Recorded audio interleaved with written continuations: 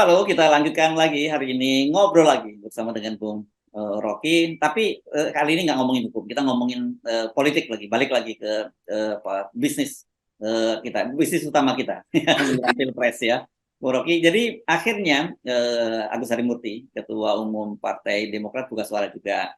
Dia melalui dalam jumpa persnya kemarin, dia bukan kemarin, tadi dia menyatakan oke, mereka sudah move on gitu, menatap masa depan, mencari partner koalisi lain. Jadi artinya satu, dia menutup pintu untuk kembali ke koalisi perubahan untuk persatuan. Itu clear, saya kira di situ ya, tegas. Yang kedua, ya dia mengucapkan selamat untuk pada Anies dan Muhaimin, dan masih membuka peluang mungkin pada kesempatan lain bisa tetap bekerja sama. Saya kira ini cukup bagus lah ya kalau pernyataannya seperti itu.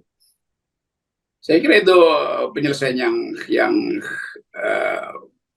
yang manis gitu, yang etis, karena orang mau lihat profil Agus Harimurti sebagai seseorang yang dingin menangani soal dan selalu menganggap bahwa ya masanya belum tiba mungkin tuh, dan ada faktor-faktor lain yang dia sudah prediksi dari awal tuh, dan itu justru yang menuduhkan tuh. Itu sama seperti ketika AHY kalah waktu pilkada, juga mengucapkan hal yang sama tuh. Di tengah-tengah kemarahan orang, ya AHY muncul dan menganggap oke, terima kasih kami kalah, dan tidak akan berhenti untuk memperjuangkan apa yang disebut hak, atau dalam tema ini apa yang disebut sebagai tema perubahan tuh.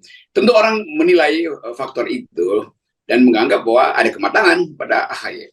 Walaupun akhirnya orang berhitung bahwa sayang sekali kendaraan perubahan itu tidak tuntas diasuh oleh Partai Demokrat. Tapi tentu Partai Demokrat punya alasan yang juga harus kita hormati, bahwa mungkin dia menganggap bahwa ya nggak mungkin ada perubahan kalau calon presidennya datang dari versi yang tidak ingin berubah, yaitu Caimin, tetap dianggap itu faktor Jokowi. Jadi sebetulnya itu diselesaikan dengan baik, walaupun ada tema-tema lain yang membuat kita merasa bahwa masih ada kegundagulanaan, tetapi cepat dipadamkan tuh. Dan kalau saya baca komentar-komentar publik justru apresiasi terhadap sikap Demokrat itu, bahwa memang ada yang keliru di dalam watak kepemimpinan Anies. Tapi Anies juga berhak untuk menerangkan bahwa hal-hal yang sebetulnya keliru itu tidak dijelaskan, tetapi time is running out. Udah nggak ada waktu lagi. Jadi udah, kita anggap aja bahwa itu udah berakhir, dan tentu kita menduga akan ada koalisi baru.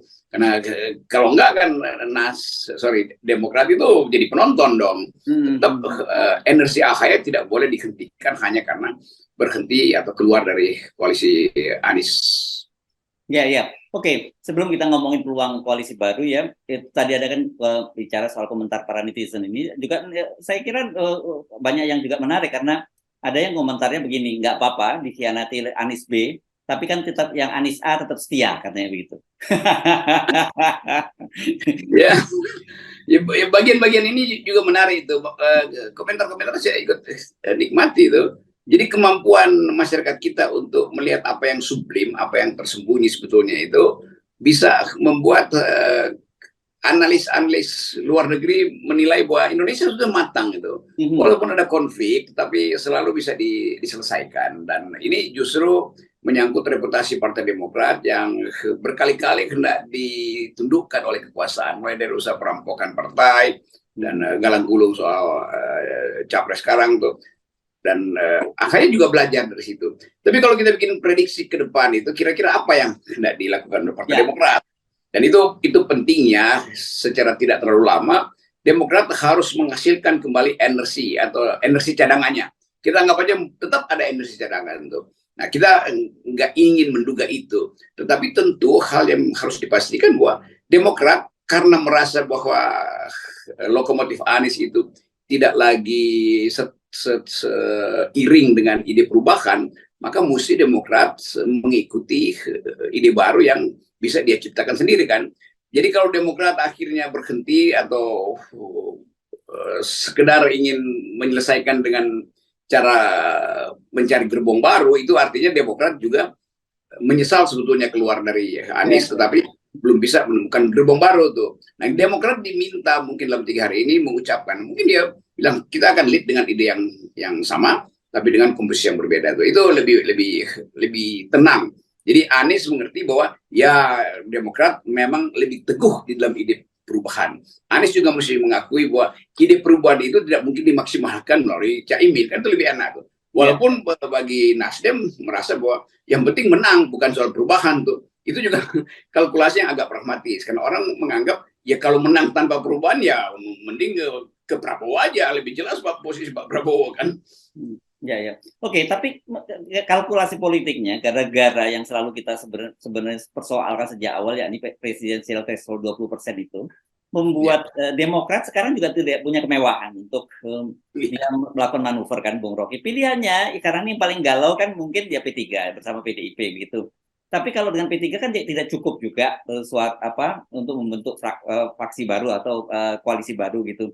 Dan kalau kemudian berharap katakanlah dengan PKS, ya rasanya sih PKS sudah nyaman lah, meskipun belum bisa menerima Caimin, tapi dia kan sudah menyatakan tetap melanjutkan mendukung Anies. Jadi rasanya sih menurut saya memang kita mesti menunggu bagaimana ya silat politiknya Demokrat sehingga dia bisa tetap bertahan dengan ide gagasan perubahan itu gitu. Itu yang kita sebut kondisionalitas yang menjadi absolut. Kan waktu Demokrat mengucapkan perubahan, semua orang menganggap bahwa hanya melalui Anies Ahaye perubahan bisa dilakukan. Memang secara kualitatif cuma itu. Kan nggak mungkin Anies dengan Sandi, Anies dengan Caimin, Anies dengan apa namanya Erick Thohir segala macam itu kan. Tetap orang tahu bahwa Anies itu memang antitesa, dan SBY antitesanya bahkan lebih kuat dari Anies tuh, karena SBY selalu diposisikan sebagai faktor yang terus-menerus mengganggu stabilitas politik rejim. Jadi itu intinya kan, Nasdem tidak pernah dianggap sebagai pengganggu. Surya Paloh iya, tapi Nasdem itu siksa, karena di dalam Nasdem ada juga yang masih ingin meneruskan proyek Jokowi, sehingga di awal-awal tidak setuju dengan tesis Anies kan. Kan banyak teman-teman Nasdem yang menganggap ya Anies terlalu jauh tuh kalau antitesis itu kan. Itu dasarnya begitu. Tetapi Demokrat udah final, dia mau jadi antitesis memang tuh. Jadi ini kesulitannya tuh, bahwa Demokrat memang agak absolut dalam mengejar antitesis perubahan itu. Tetapi secara pragmatis dia nggak dapat komposisinya, nggak dapat tuh. Nah, kita mau tunggu sebetulnya apa idenya ya. Kalau misalnya ide perubahan itu diinvestasikan pada Prabowo, ya nggak bisa jalan. Kalau ide perubahan itu diinvestasikan pada Ganjar, sama juga tuh. Jadi mungkin Demokrat akan ambil posisi yang betul-betul absolut, bahwa memang dia tidak akan ikut pemilu, tapi dia akan setiap saat itu mengucapkan semacam ide radikal yang nanti akan menggumpal menjadi gerakan masyarakat sipil. Kira-kira itu yang saya bayangkan kan. Kan cuma cara itu tuh yang sebetulnya dalam bayangan kita FNN berkali-kali itu namanya people power kan, dasarnya itu sebetulnya tuh. Tapi orang masih anggap people power itu berbahaya. Saya kira enggak. People power itu semacam ekspresi non elektoral tetapi dengan ide yang kuat. Supaya ide perubahan itu tidak dicaplok dalam sistem elektoral resmi, maka lakukan itu dalam sistem yang informal yang namanya people power dengan memperkuat masyarakat sipil. Ini kalau kalkulasi pada peta politik hari ini, saya kira kalau jalurnya tetap elektoral, ya tidak mungkin Demokrat itu bertahan dengan gagasan perubahan. Gitu, karena pilihan-pilihan tersedia kan dia sudah memutuskan menutup pintu atau membakar jembatan dengan Anies, tapi di depan mata dia jembatan yang tersedia adalah Prabowo dan Ganjar kan gitu. Saya kira itu kesulitan yang cukup rumit untuk dipecahkan. Betul, itu rumit dan merumitkan juga semua orang yang berpikir bahwa pemilu 2024 itu akan menghasilkan perubahan kan. Jadi sebetulnya yes, memang ini all the president man kan. Jadi Jokowi menguasai Anies melalui Caimin, menguasai Mega melalui Ganjar, menguasai Gerindra melalui Prabowo. Jadi sebetulnya kita tutup aja ide tentang perubahan. Jadi tetap ini ada tukar tambah. Jadi 2024 juga tukar tambah. Nah, kalau Demokrat merasa bahwa semua udah tukar tambah, maka dia mesti ambil langkah yang di luar sistem. Dan itu biasa aja kan. Bekerja secara politik di luar sistem itu justru investasi yang bagus buat 2009. Jadi bayangkan kalau Demokrat terus-menerus, atau bahkan ide yang lebih radikal lagi, Demokrat bilang kami tarik fraksi kami dari DPR, sehingga DPR nggak ada fraksi Demokrat lagi kan. Itu lebih konkret supaya orang tahu Demokrat ingin bekerja bersama rakyat, nggak lagi bersama dengan sistem formal. Toh partainya nggak bubar, dia cuma bubarin fraksinya aja di DPR tuh. Walaupun kalkulasinya mungkin banyak orang jangan dong karena ada efek interest. Tetapi kalau mau absolut secara etis, bubarkan fraksi sebagai protes tertinggi ya Demokrat mesti bubarkan fraksinya di DPR.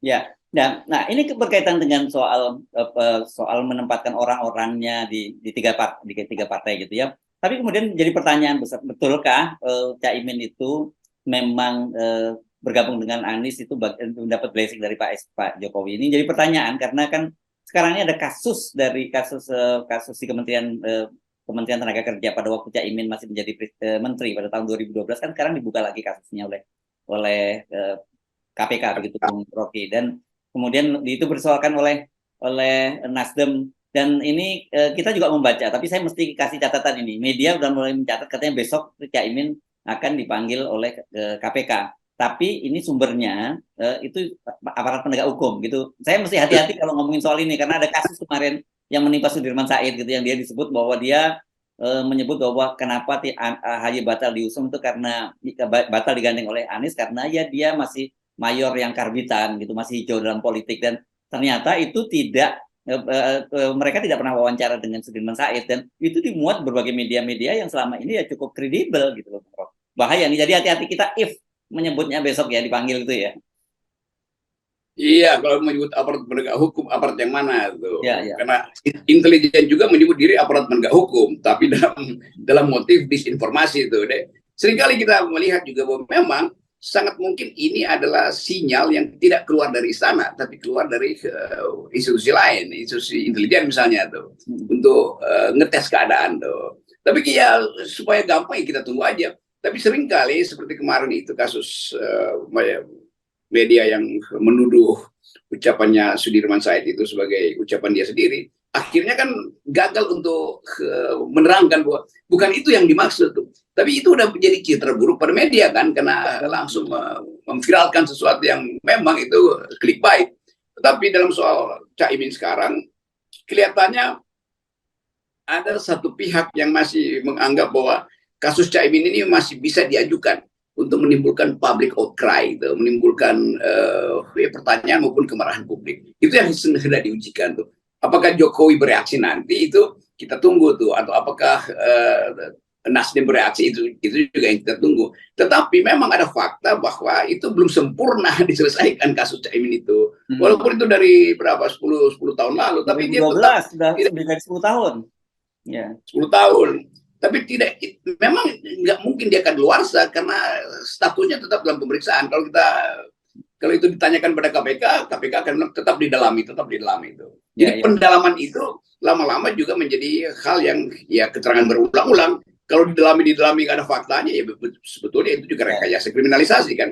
Tapi sekali lagi poin kita dalam keadaan ketidakpastian politik, ada aja institusi yang berupaya untuk mengingatkan kembali bahwa ada kasus Caimin yang mungkin orang anggap itu kasus apa namanya ini, kardus duren yang berisi uang miliaran. Mungkin bukan itu kasusnya lagi tuh. Bukan kasus itu mungkin sudah semakin susah. Ya itu semakin susah membuktikan. Nah, kasus yang belakangan ini yang menyangkut apa namanya, keamanan tenaga kerja itu yang sistem keamanan tenaga kerja itu jadi kelihatannya IT ya, kayak gini proyek IT ini di Kementerian. Ya, proyek IT itu perlindungan tenaga kerja yang akhirnya macet karena di korupsi itu. Tapi tetap jejak itu masih ada tuh, dan mungkin Caimin menganggap bahwa ini pasti diada-adakan nih. Walaupun udah ada jaminan bahwa begitu diucapkan kesepakatan atau pencalonan Anies dan Caimin, maka semua kasus itu ditunggu sampai selesai pemilu kan. Jadi ini ngejar waktu sebetulnya. Nah, kita bisa bayangkan siapa yang mengejar waktu untuk membatalkan Anies dan Caimin. Nah, itu kita mungkin bisa menduga, tapi kita tidak bisa ucapkan. Oke, baik. Terima kasih, Bung Rocky. Ya. Iya. 100%. Yes.